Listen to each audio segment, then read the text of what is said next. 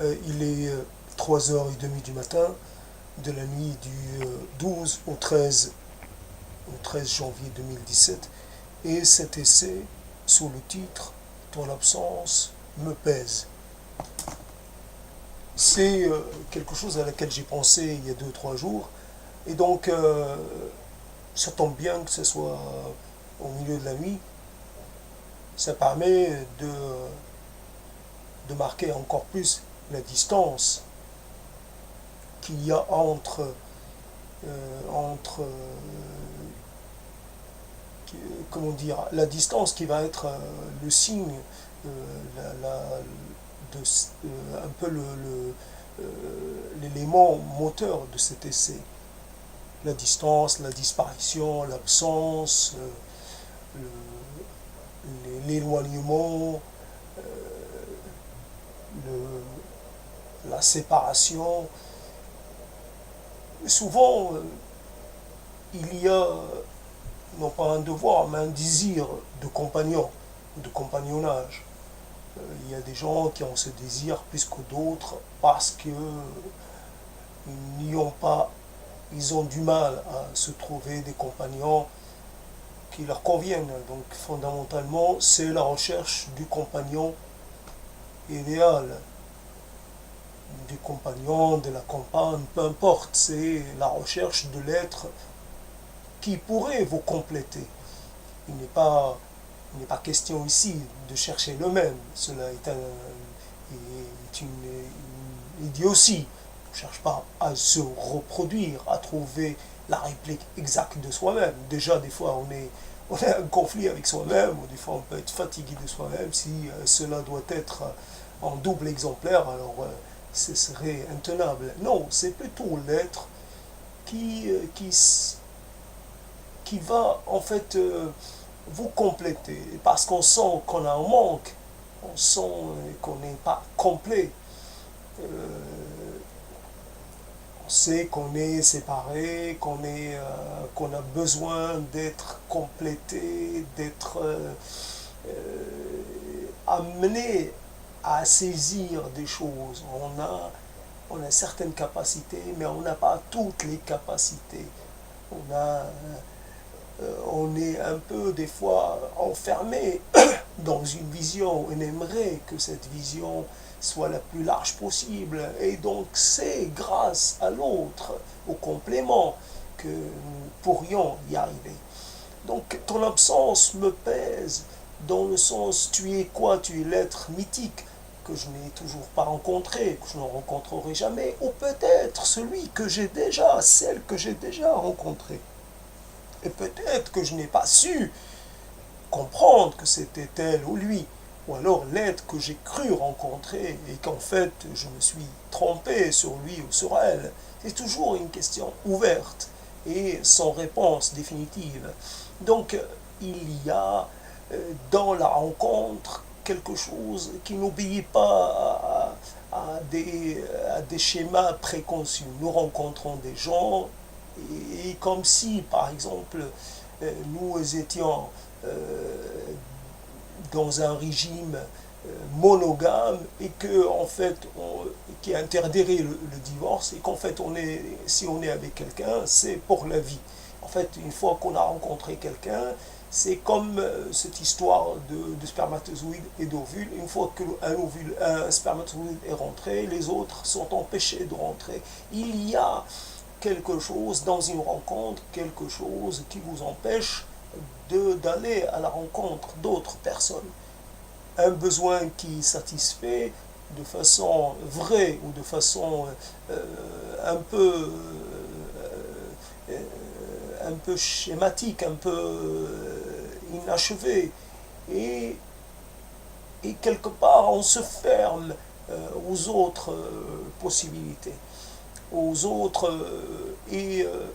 on s'aperçoit après un certain temps qu'on n'est peut-être pas sur le bon chemin, mais voilà, donc on est souvent en, comment dire, en danger de faire la mauvaise rencontre, celle qui finalement ne va rien résoudre, qui va nous faire stagner, régresser, qui va, au lieu de nous enrichir, qui va plutôt nous appauvrir sur les capacités que nous avons à nous créer de l'avenir. La rencontre est cette possibilité qui permet d'anticiper sur les choses, d'anticiper les changements à venir, de créer des moyens de s'adapter aux défis et de se préparer peut-être à vivre des temps difficiles. Il y a comme ça une sorte aussi un renforcement de sa capacité à tenir, à faire face, parce que nos progressions dans la prise de conscience de ce que sont les choses, de ce qui, quelque part, est derrière les différentes manifestations de la vie, quels sont les processus en cours, sociaux ou autres, et nous comprenons un peu mieux les choses. Et quand nous comprenons, nous avons des capacités à agir. Voilà un peu, ton absence me pèse, je ne sais même pas en quoi. D'ailleurs, si je pense à une personne en particulier, je ne sais même pas si elle est vivante ou si elle est décédée. Il se peut qu'elle soit décédée et cela ne fait pas grande différence. Tant la distance est devenue quelque chose d'indépassable. Nous nous laissons vaincre par le temps, par une certaine tendance à aller vers la facilité. Il y a des relations qui nous demandent un effort soutenu, et il demande une certaine ténacité, une certaine persévérance, de l'effort et encore de l'effort. Nous avons appris, on nous a transmis que rien de valable n'est acquis sans effort, que l'effort est en fait finalement la vertu la plus payante, la plus rétributive. Donc, ton absence me pèse.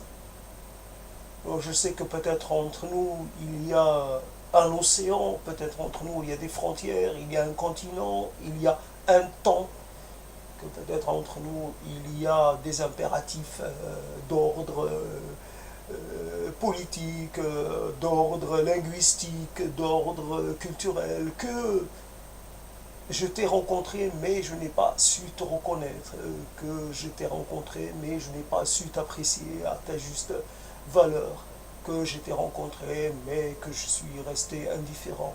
Il y a sûrement de ma part des erreurs, et ces erreurs, je les paie. Je les paie en ce jour. Je les paie en ces temps difficiles. Tu me manques parce que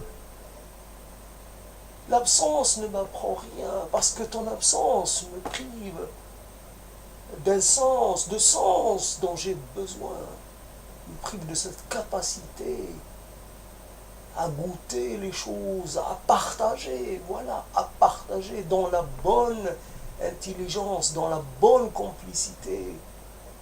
J'ai besoin de ton intelligence, de tes facultés. Je suis en partie mort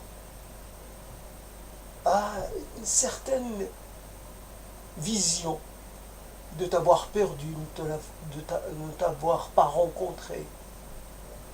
Aujourd'hui, je fais face au silence, je fais face à l'absence sans répit. L'absence est là. Tout le monde s'est absenté. D'ailleurs, c'est la seule chose que les gens savent faire, s'absenter, s'éloigner, s'exiler de notre vie. comme si nous étions une menace mortelle pour eux. Ton absence me pèse, parce qu'elle pourrait, parce qu'elle aurait pu, elle aurait pu me calmer. J'ai cette question qui ne trouve pas de réponse. Je me pose la question de savoir quelle est réellement ma place dans cette vie. Personne n'est là pour me donner son point de vue. Ce point de vue qui ne peut venir, point de vue qui ne doit venir que d'un proche, que de toi, que de ta connaissance, la connaissance intime que tu as de toi, de ton intuition vis-à-vis de moi. Tu comprends certaines choses de moi mieux que moi-même. Tu saisis, tu as su saisir ce qui en fait m'empêche de vivre, d'être, d'avancer. Je mélange un peu les choses, les états entre le présent et le passé, le conditionnel. Il y a dans cette histoire quelque chose de confus. N'empêche, j'aurais aimé. Un jour, c'était mon ultime désir quand j'étais jeune, très jeune, c'était de rencontrer la princesse. Évidemment, j'étais nourri par les contes de fées et ces contes de fées m'ont évidemment complètement amené, m'ont complètement enraciné dans cette idée de trouver mon être élu, l'élu de mon cœur, l'élu de mon esprit, de trouver la paix et auprès d'un autre, d'une autre. Je désire cela. Je ne suis pas évidemment du genre à m'isoler dans un rapport bilatéral en oubliant le monde. J'aimerais avec toi et grâce à ton aide aller à la conquête du monde. Aller à la conquête du monde, aller porter un message, aller plaider ma cause, plaider ta cause, plaider la cause de tous ceux qui ont quelque chose à demander. J'aimerais aller quêter partout la cause, défendre la cause de ceux qui souffrent sans raison, qui souffrent injustement, ceux qui sont maltraités, ceux qui sont mal aimés. Partout aller louer les gens qui font le sacrifice de leur vie, de leur bien-être pour les autres, de façon désintéressée, comme on dit, altruiste. Voilà, j'aimerais. Mon message est faible, mon message est inconsistant parce que tu n'es pas dedans, parce que ta contribution n'y est pas. Mon message est pâle, mon message ne portera pas parce que il ne m'a pas été inspiré par toi. Je dois vivre de moi-même et cela ne me suffit pas. Je dois m'inspirer de moi-même et cela ne me suffit pas. Je suis stérile, je suis incapable de créer, incapable d'imaginer, de voir, de sentir, d'anticiper, de comprendre, de saisir, de dire, de faire, de voir. d'aller vers les horizons, tous ces horizons qui me restent inaccessibles parce que j'ai peur, parce que je n'ai pas confiance, parce que je n'ai pas les mots, parce que je n'ai pas la compétence, parce que je n'ai pas l'inspiration. Ces horizons, certains lointains, certains proches, tout proches, et pourtant je reste là hésitant, incapable de faire le premier geste, le premier pas. Avec toi, j'aurais fait les 1000 pas, les 1000 gestes. Je me serais lancé dans les conquêtes les plus folles, évidemment, parce que je sais que tu couvres mes arrières, parce que je couvrirai aussi tes arrières, parce que nous aurions avancé côte à côte, parce que nous serions protégés l'un et l'autre, parce que nous aurions convergé avec toute notre force, la force qui serait née de notre complémentarité.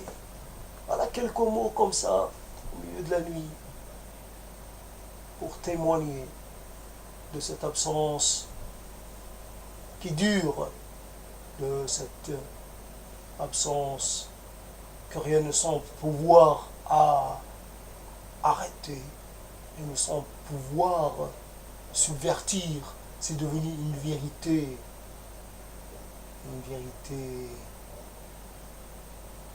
absolue. Il n'y a que l'absence comme horizon ultime, comme horizon présent et à venir. L'absence comme premier pas vers l'effacement. Je connais déjà, j'expérimente ce qu'est l'effacement, l'invisibilité, la disparition, l'occultation. J'expérimente des choses dont je me serais bien passé, c'est évident. Mais cela m'a été imposé parce que tu n'es pas là. Cela est mon sort sans toi, cela est ma réalité sans toi.